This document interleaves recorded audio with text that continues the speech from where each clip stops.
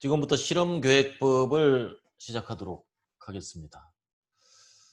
자, 우리 파워포인트를 일단 같이 보면서 가도록 하겠습니다.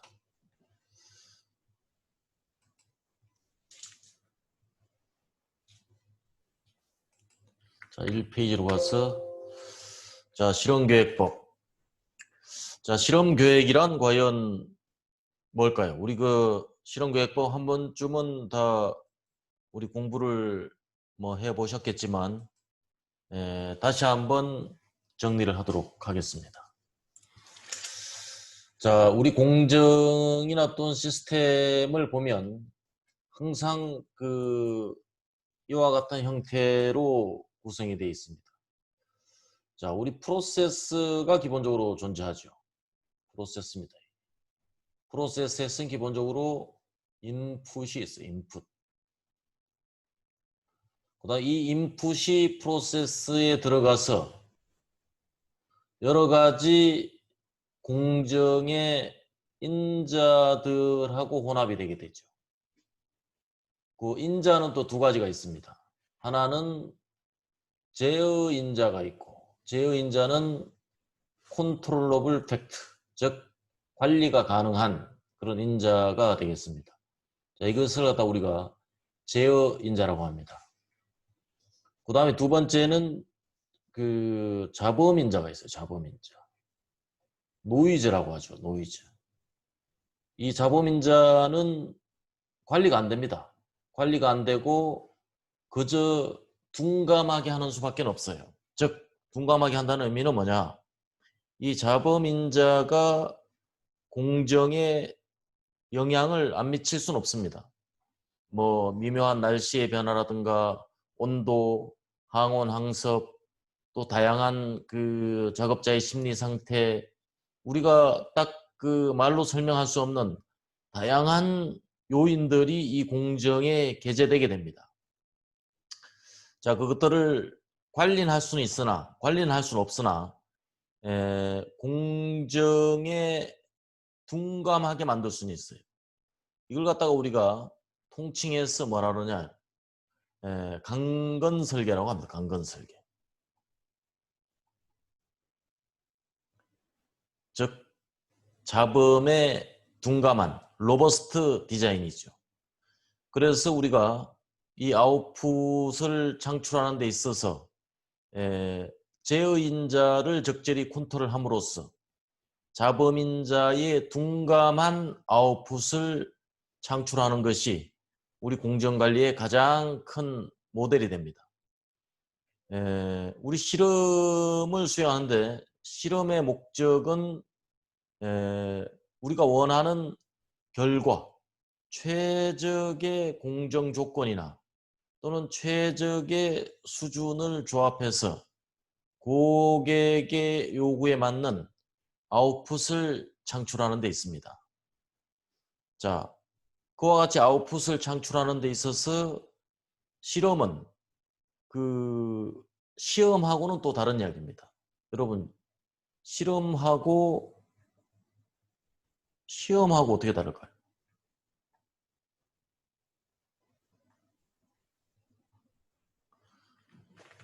시험은 우리가 답을 미리 아는 경우입니다. 답을 알고. 실험은 답을 모릅니다.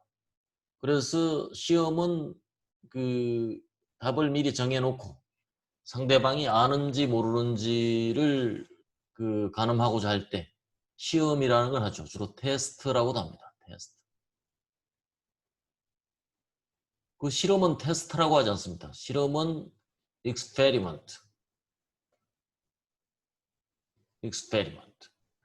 그래서 실험은 답은 모릅니다. 답은 모르지만 합당한 결과를 내기 위해서 예측 가능한 또 통제 가능한 또 인간의 어떤 통찰로서 가능한 한 지혜를 동원해서 그 방향으로 도달하기 위한 재반 여러 가지 조작이 바로 실험인 것입니다. 그래서 이 실험의 전제사항은 앞에 생략된 말이 있어요. 계획된 실험이다. 계획된 실험.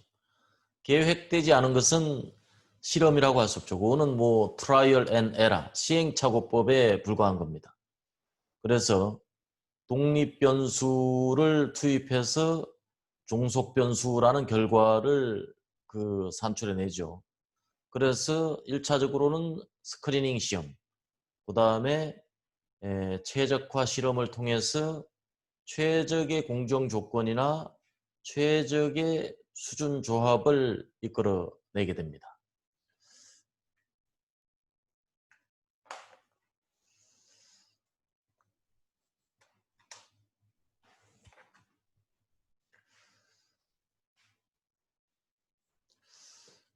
자, 다음은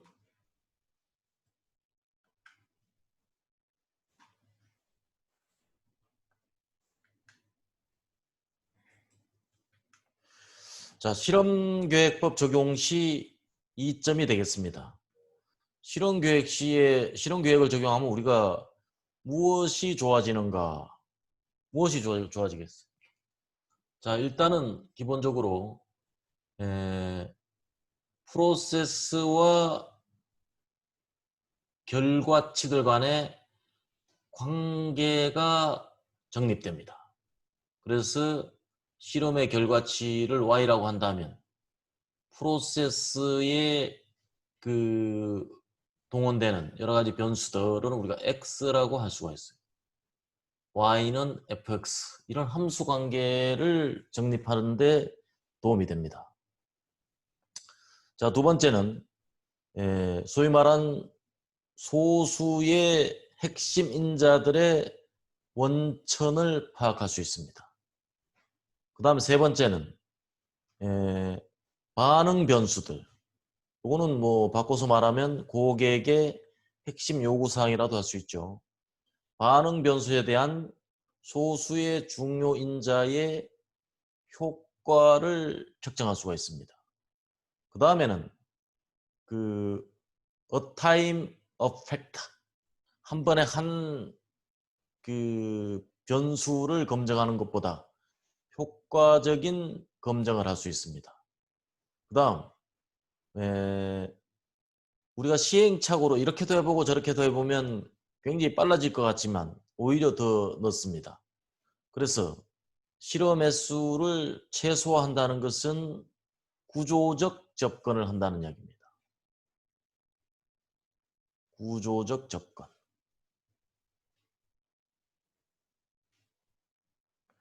그래서 우리가 프로세스를 변화시킬 때 어떤 변화가 일어날지는 몰라요.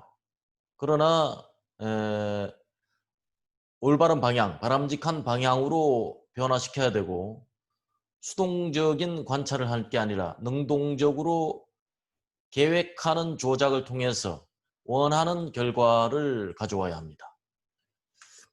그 다음 우리가 실험에서 범하기 쉬운 여러 가지 과오들이 있어요.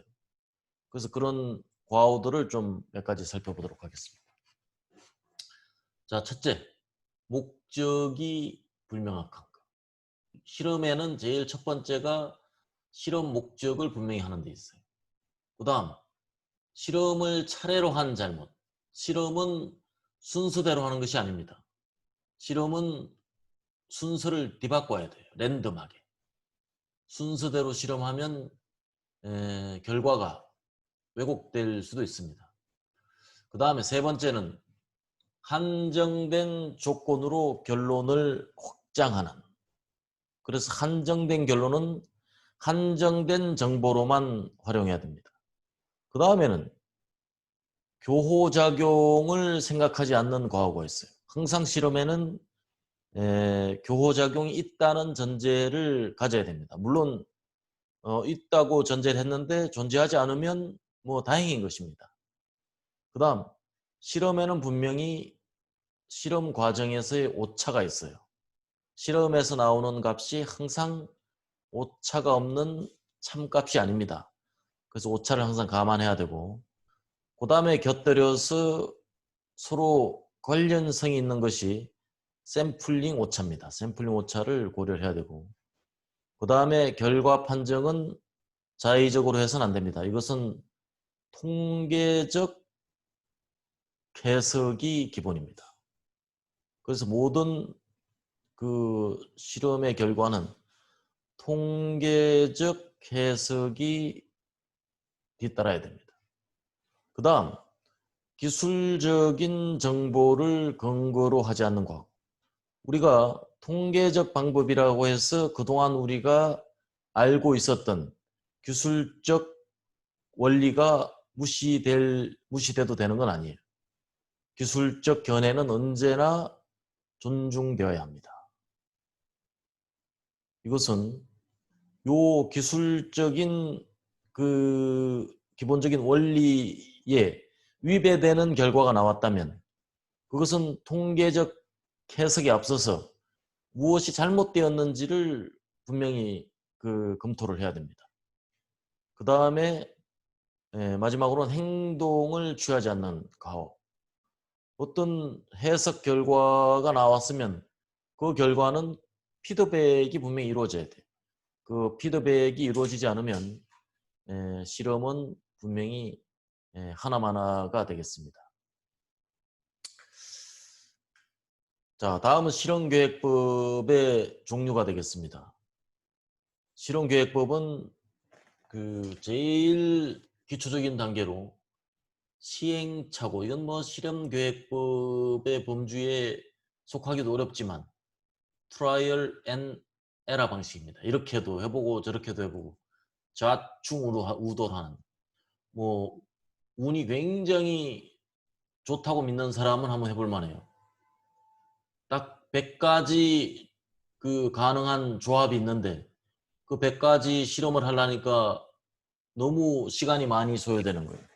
그래서 100가지 중에서 본인이 맞다고 하는 단 한 가지를 선택해서 정답을 찾을 수 있다면 이것은 뭐 실험계획법을 할 게 아니라 무당을 찾아가야 되는 그런 상황이죠.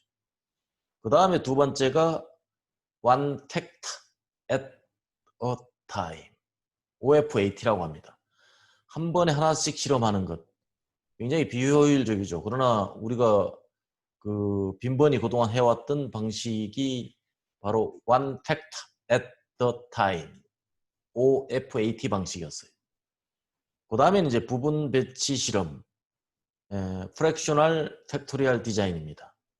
이것은 대단히 유효하고 가장 많이 사용하는 실험계획법 중에 하나예요. 이 부분 배치 실험을 하는 가장 중요한 이유는 실험의 무엇 때문이다. 뭘까요? 이게? 실험의 요 물음표 때문에 우리는 부분 요인 배치법을 하는 것입니다. 이 물음표에 들어갈 게 뭘까요? 한자입니다. 바로 실험수입니다. 실험수. 실험수를 줄이기 위해서 부분 요인 배치법을 합니다. 만약에 그 실험수가 그다지 장애가 되지 않는다면 우리는 풀 팩토리얼 디자인, 완전 요인 배치법을 실험할 거예요. 그 다음에 나아가서 더 정밀한 실험이 반응 표면 실험입니다. Response Surface Methodology, RSAM이라고 합니다. 그래서 우리가 통상 반응이 이렇게 있으면 마이너스 1 수준과 플러스 1 수준, 뭐 예를 들어 마이너스 1 수준은 온도가 900도씨, 플러스 1 수준은 온도가 1200도씨, 뭐 이렇게 가정을 한다면 우리는 지금 딱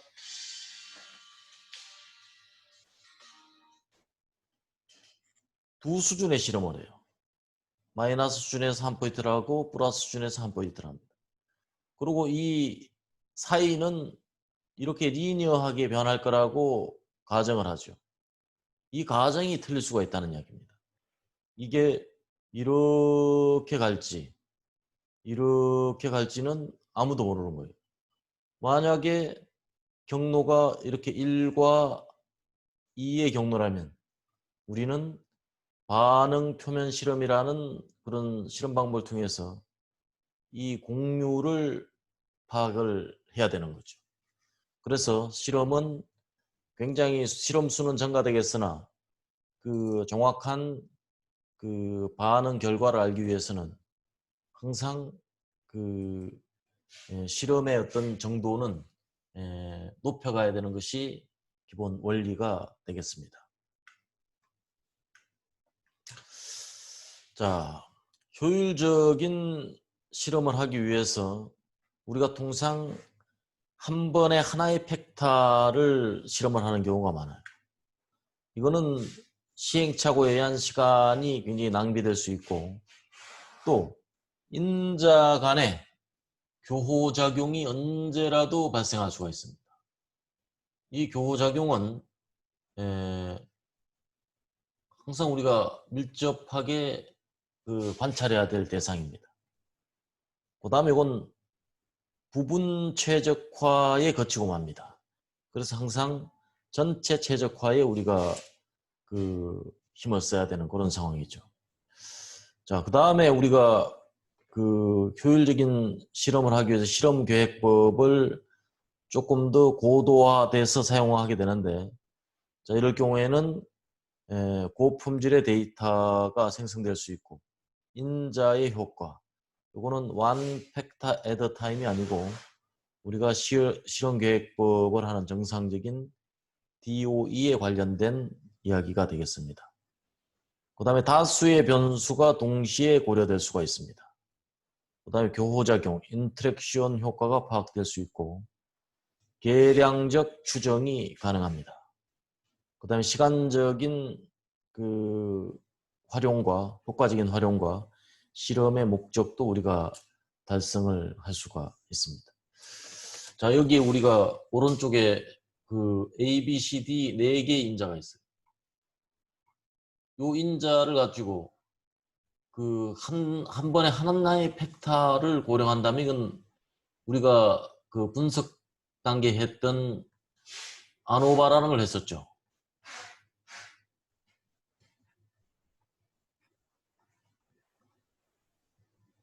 즉 Analysis of Variance, 변동의 분석. 요 하나씩 하는 게 A1, A2 세 수준에 걸쳐서 A라는 팩터를 파악하는 것은 뭐라 그랬어요? 원웨이 아노바라고 그랬습니다. 그래서 한 번에 하나씩 실험해가지고는 부분 최적화에 거치고 맙니다. A와 B의 교호작용, 또 A와 C의 교호작용을 파악할 수가 없어요. A와 D도 마찬가지죠.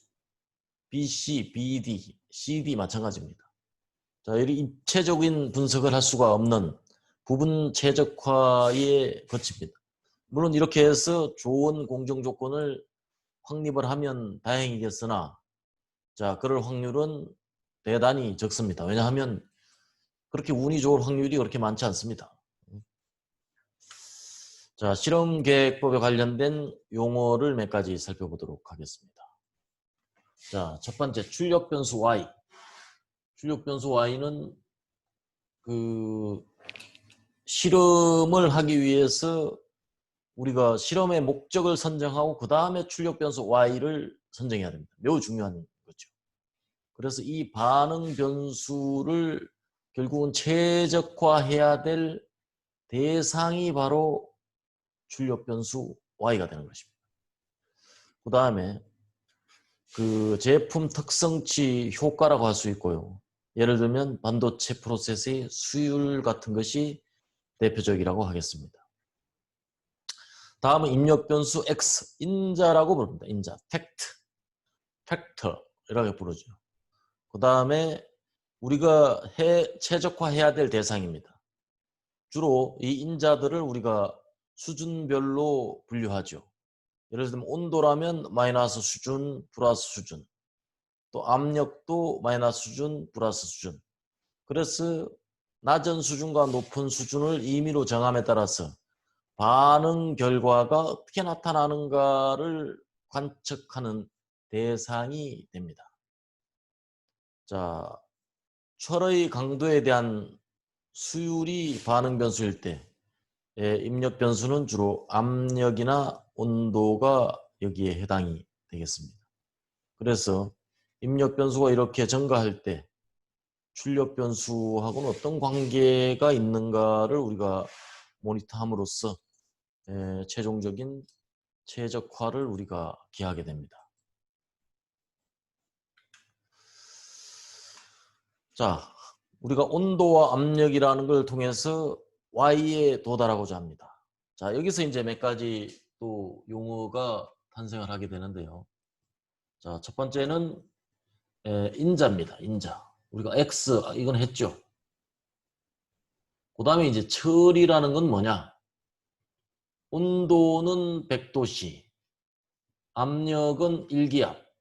자, 이렇게 해서 두 가지 조건이 한 쌍으로 세팅이 됐어요. 요 한 쌍을 우리가 뭐라고 부르느냐? 철이라고 합니다. 즉 수준의 조합이라고 할 수 있죠. 그 다음 요 압력을 우리가 기준으로 보면 낮은 수준은 1기압, 높은 수준은 3기압입니다. 요걸 갖다 우리가 뭐라 그럽니까? 수준이라고 합니다. 수준. 인자의 조건. 온도의 수준은 어떻게 됩니까? 마이너스 수준은 100도씨, 플러스 수준은 200도씨 이렇게 됩니다. 그 다음에 이제 세 번째는 반복이 되겠는데요. 동일한 처리에서 2회 이상 실험을 실시하는 것. 자, 여기서 100도씨 1기압이 또 요 밑에 100도씨 1기압이 반복이 있습니다. 이런 상태를 우리가 반복이라고 이야기를 합니다. 자, 출력 변수의 실험 계획법에 사용되는 용어를 지금 몇 가지 살펴보고 있습니다. 그래서 지금까지 살펴본 용어를 다시 리뷰를 하면, 자, 첫 번째 인자에 대해서 우리가 살펴봤죠. 인자는 통제되거나 통제되지 않는 변수를 우리가 인자라고 한다. 인자는 정량적으로 나타날 수 있습니다. 이를테면 온도, 시간 이렇게 나타낼 수가 있죠. 그 다음에 두 번째는 수준입니다. 레벨이라고 하죠. 레벨. 인자의 수준이란 실험 중에 인자의 값을 말합니다. 그래서 보통 통상 두 수준을 가장 많이 우리가 사용을 하는데요. 만약 깨끗함이라고 하는 팩터라면 두 수준을 어떻게 정할까요? 즉 하나의 수준은 깨끗함, 다른 하나의 수준은 깨끗하지 않음. 이렇게 두 수준이 형성이 되겠습니다. 그 다음에 세 번째는 실행을 갖다 우리가 런이라고 합니다. 런. 실험 횟수는 런의 수가 바로 실험의 횟수가 되겠습니다. 자, 이와 같이 인자, 레벨, 수준수에 대해서 우리가 살펴봤습니다. 자, 실험계획법 실시 순서입니다. 실험계획법의 실행 순서는 제일 첫 번째가 실험 목적을 설정하는 것입니다. 그 다음에 두 번째가 특성치를 선택하는 거예요. 이게 Y입니다. 특성치 Y죠. 그 다음 인자와 인자 수준을 선택하는 것입니다. 즉 이것이 X죠. 그 다음에 실험의 배치와 실험 순서를 랜덤화합니다. 그 다음에 이제 실험을 실시하고 실험을 분석하게 됩니다. 그 다음에 이제 마지막 최종적으로는 분석 결과의 해석 및 조치가 이루어지게 되죠. 자, 이런 실험 순서는 우리가 아주 명쾌하게 이해하고 있어야 됩니다.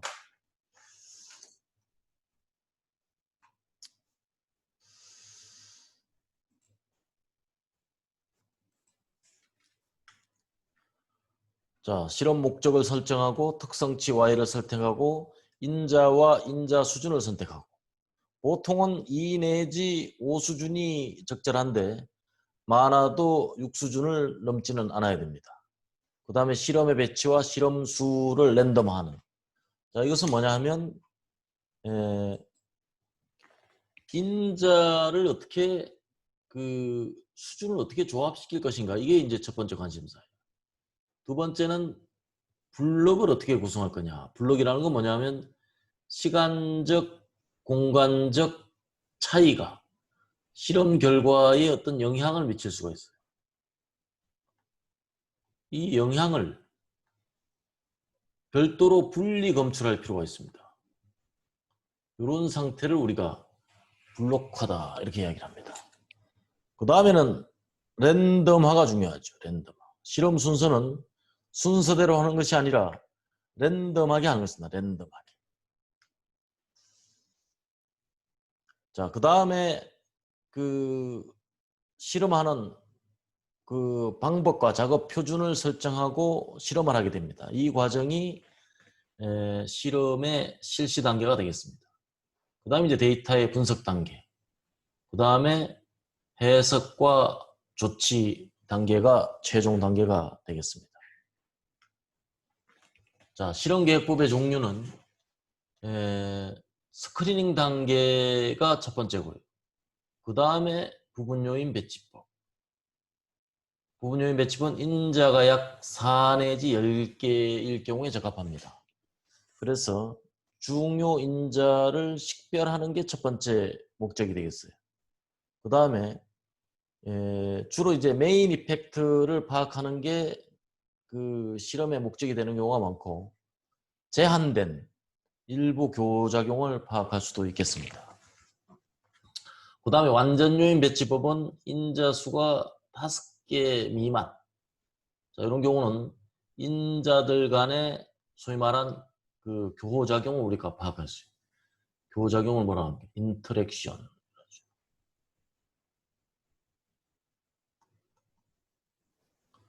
인터랙션을 파악할 수가 있겠습니다. 그 다음에 이제 반응 표면 실험은 인자가 많아도 3개 이하여야 됩니다.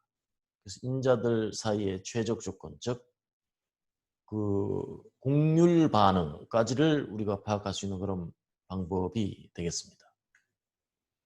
자, 그 다음에 이제 스크리닝 실험 단계에서 결국은 최적화 단계로 이렇게 실험이 진화되게 되는데 스크리닝 단계에서는 주로 부분 요인 배치법이 활용이 됩니다.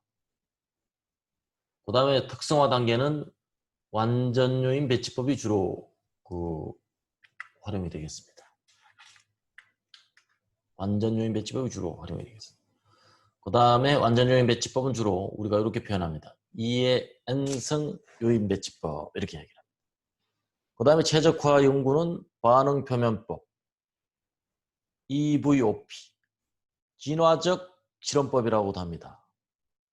그 다음에 혼합물 실험, 믹스처, 그 다음에 닭구찌 메소드. 자, 이런 방법들이 최적화 실험에 주로 활용이 됩니다. 자, 실험의 원리는 자, 첫 번째로 균형의 원리와 두 번째 직교성의 원리가 제일 중요합니다. 균형의 원리는 뭐냐? 한 팩타의 부호의 대수합은 0이다. 이게 균형의 원리입니다. 이게 이루어지지 않으면 실험은 배열이 잘못된 겁니다. 그 다음에 직교성의 원리는 교호작용. 교호작용 AB의 부호의 합도 0이다. 이게 직교성, 오소고날리티. 이 두 가지 원리가 존재하는데 이 두 가지 원리가 완벽하게 존재하는 것이 완전 요인 배치법이 되겠습니다. 자, 여기에 있는 예제는 2의 2성 완전 요인 배치법의 예를 보여주고 있습니다. 자, 실험의 원리, 랜덤화의 원리입니다. 실험 순서의 랜덤화예요. 왜냐? 실험 순서가 결과에 영향을 미칠 수가 있어요. 그래서 우리는 실험을 랜덤화함으로써 이 실험의 순서에 게재될 그런 결과를 전체 실험에 랜덤하게 분산시키게 됩니다. 그 다음에 반복의 원리.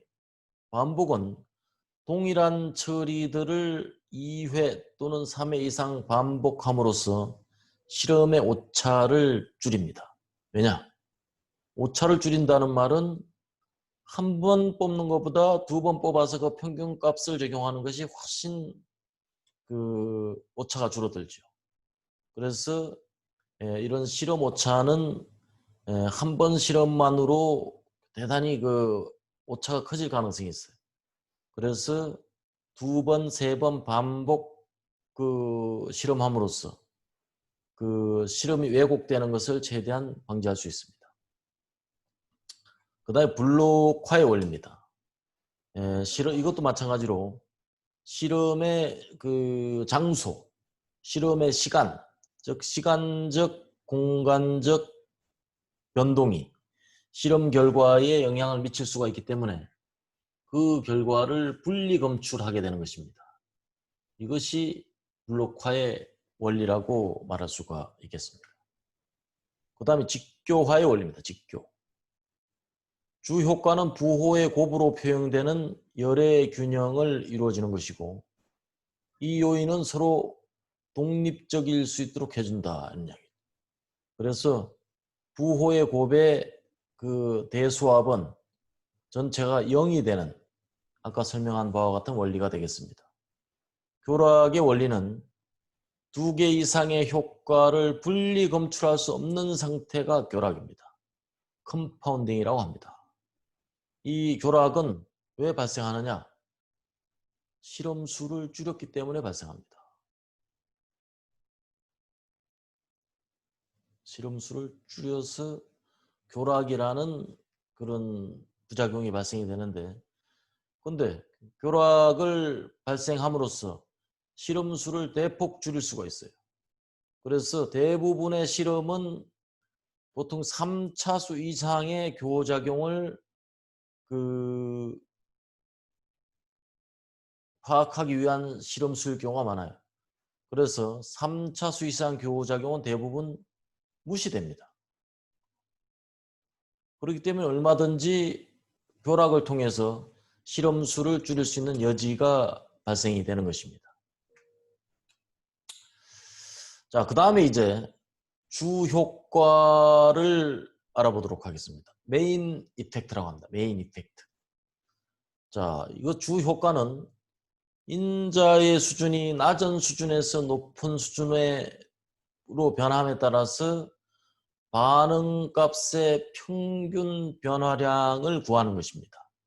자, 예를 들면 자, A는 플러스인 반응값이 있고 마이너스인 반응값이 있어요. 즉 60과 52는 A가 마이너스일 때의 반응값입니다. 반면 72와 83은 A가 플러스일 때의 반응값이에요. 그 평균 차이를 구하려면 어떻게 합니까? A의 효과는 자, 부호가 플러스인 Y의 값 빼기 부호가 마이너스인 Y의 값 나누기 플러스 또는 마이너스 부호의 수를 해주면 되는 것입니다. 그래서 요 72 플러스 82가 플러스 부호의 값이 되고 그 다음 52 플러스 62 마이너스 부호의 값이 되고 2는 플러스 부호의 숫자가 2 그래서 A의 효과는 21.5가 되는 것입니다. 이게 실험의 원리예요. 그 다음에 B의 효과도 마찬가지로 그렇게 구했죠. B의 효과는 요거 두 개가 마이너스일 때 플러스일 때는 요거 두 개가 되겠습니다. 그래서 요 플러스일 때 마이너스일 때 차이가 1.5 그래서 그래프를 그리면 어떻게 되겠어요? A의 효과 B의 효과 A는 이렇게 낙차가 커요. 근데 B는 거의 낙차가 없습니다. 그래서 이 낙차가 큰 것이 큰 효과를 일으키는 그런 X인자 값이 되겠습니다. 그 다음에 이제 교호작용 이펙트, 인터랙션 이펙트라고 하는데, 교호작용도 마찬가지입니다. 플러스인 상태, AB가 플러스인 Y값과 마이너스인 Y값을 각각 차이를 구해내는 똑같습니다. 똑같아요.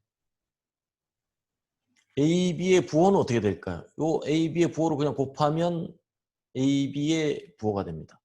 마이너스 1 곱하기 마이너스 1은 플러스죠. 자, 플러스 마이너스는 마이너스가 되고, 자, 이와 같이 곱한 결과를, 그 부호의 결과를 가지고 그 플러스인 것에서 마이너스인 것을 빼면 AB 교호작용 효과가 산출이 되겠습니다. 그 다음에 그래서 주효과와 교호작용 효과는 이와 같이 그래프로 나타낼 수가 있는데요. 자, 이게 A입니다. A. 굉장히 낙차가 크죠. 효과는 이 낙차만큼 효과가 되는 거예요. B는 뭐 거의 뭐 차이가 없어 보여요. 아주 작죠.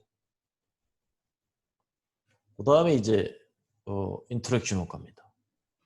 A인자, B인자 간의 교호작용이 있기 때문에 A의 수준이 그 B의 효과가 달라지는 거예요.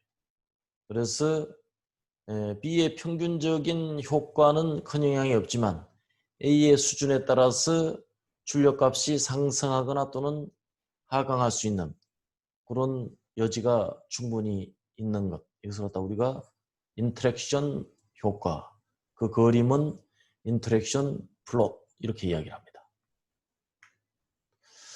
그래서 교호작용이 있고 없고는 이런 상태는 교호작용이 없는 겁니다.